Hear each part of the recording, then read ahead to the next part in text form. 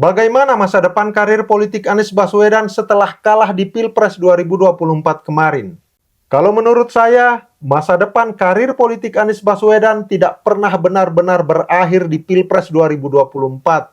Meski banyak orang ingin menguburnya bersama kekalahan itu.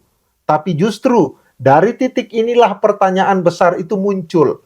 Apakah Anies akan membiarkan dirinya hanya dikenang sebagai mantan calon presiden, atau dia akan menapaki jalan panjang untuk benar-benar menjadi pengendali nasib politiknya sendiri? Kita tahu, realitas politik kita sangat sederhana namun kejam. Tanpa partai politik, siapapun hanyalah penumpang. Anies sudah merasakannya, dari digiring ke Pilpres tanpa kendaraan milik sendiri, hingga kemudian tertutup jalannya ke Pilkada DKI Jakarta 2024.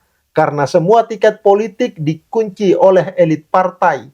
Dia populer? Iya. Dia punya jutaan suara real? Benar.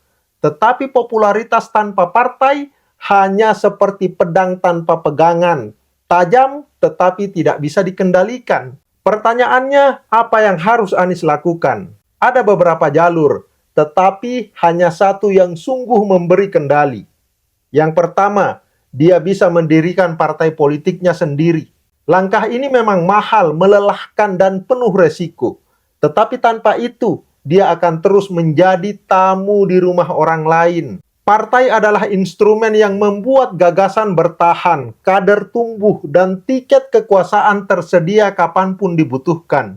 Jika Anies ingin memastikan dirinya masih relevan pada 2029 mendatang, maka membangun kendaraan politik adalah jalan yang paling logis sekaligus paling berani. Ada pilihan kedua, dia bisa bernaung di partai yang sudah ada, lebih cepat, lebih praktis, tapi resikonya jelas, dia harus tunduk pada kompromi elit, dan sejarah politik Indonesia mengajarkan, siapa yang tidak menguasai partai, cepat atau lambat akan tersingkir dari panggung.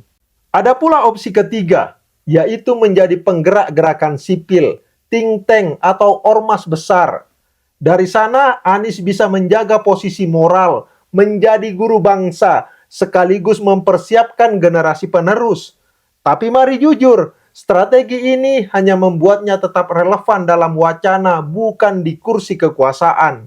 Dan tentu, dia bisa memilih menjadi kingmaker, menjadi figur yang mendukung calon lain, lalu menunggu momentum baru.